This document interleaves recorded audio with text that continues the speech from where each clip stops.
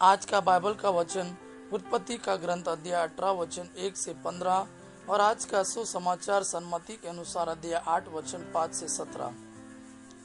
उत्पत्ति का ग्रंथ अध्याय 18 वचन 1 से 15।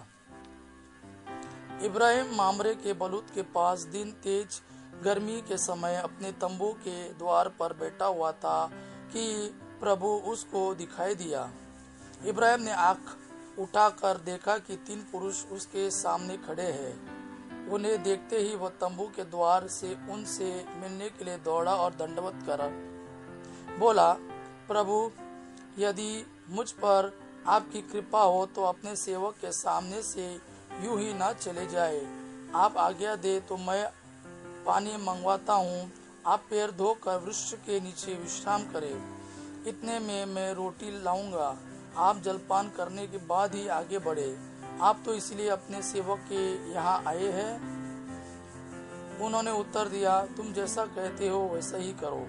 इब्राहिम ने तंबू के भीतर दौड़कर सारा से कहा, जल्दी से 3 पसेरी मैदा गूंद कर फुलके तैयार करो।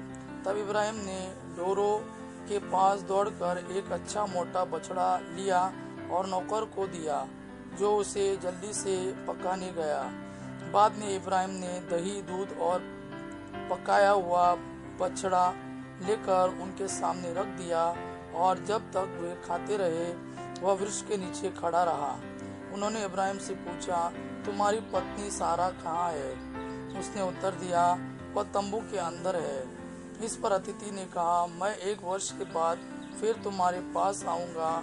उस समय तक तुम्हारी पत्नी को एक पुत्र होगा। इब्राहिम और सारा दोनों बूढ़े हो चले थे।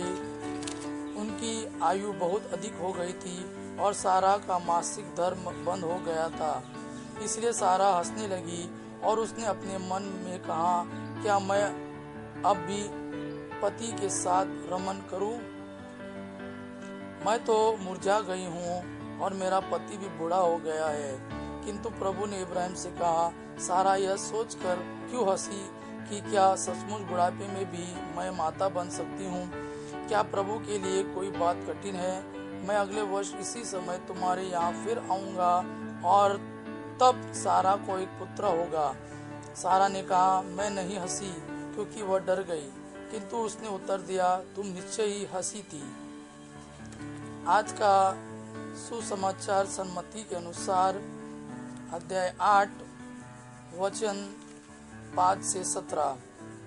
इसहाक कफरनहूम में प्रवेश कर ही रहे थे कि एक शतपति उनके पास आया और उसने उनसे यह निवेदन किया, प्रभु, मेरा नौकर घर में पड़ा हुआ है।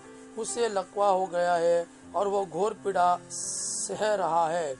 ईसा ने उससे कहा, मैं आकर उसे चंगा कर दूंगा। शतपति ने उत्तर दिया, प्रभु, मैं इस योग्य नहीं हूँ कि आप मेरे यहाँ आए। आप एक ही शब्द कह दीजिए और मेरा नौकर चंगा हो जाएगा। मैं एक छोटा सा अधिकारी हूँ। मेरे अधीन सिपाही रहते हैं। जब मैं एक से कहता हूँ जाओ तो वह जाता है और दूसरे से आओ तो वह आता है और अपने नौकर से यह करो तो वह यह करता है। ईसा यह सुनकर चकित हो गए और उन्होंने अपने पीछे आने वालों से कहा, मैं तुम लोगों से यह कहता हूँ, इस्राएल में भी मैंने किसी में इतना दृढ़ विश्वास नहीं पाया।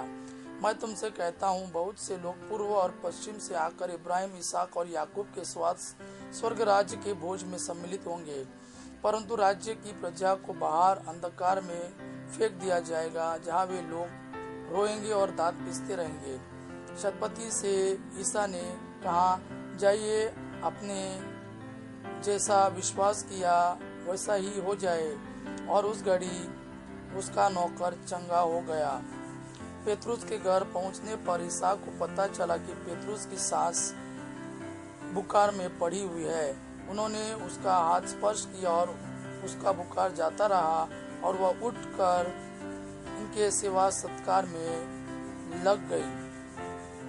ग्रस्तों को संध्या होने पर लोगों बहुत से अवधूत ग्रस्तों को ईसा के पास ले आए। ईसा ने शब्द द्वा मात्र से अवधूतों को निकाला और सब रोगियों को चंगा किया। इस प्रकार नबी ईसायास का यह कथन पूरा हुआ, उसने हमारी दुर्बलताओं को दूर कर दिया और हमारे रोगों को अपने ऊपर ले लिया। यह प्रभु का वाणी है। प्रभु को धन्यवाद। आबा पिता की महिमा और पुत्र यीशु का प्रेम आप पर सदा सर्वदा बना रहे। आमीन।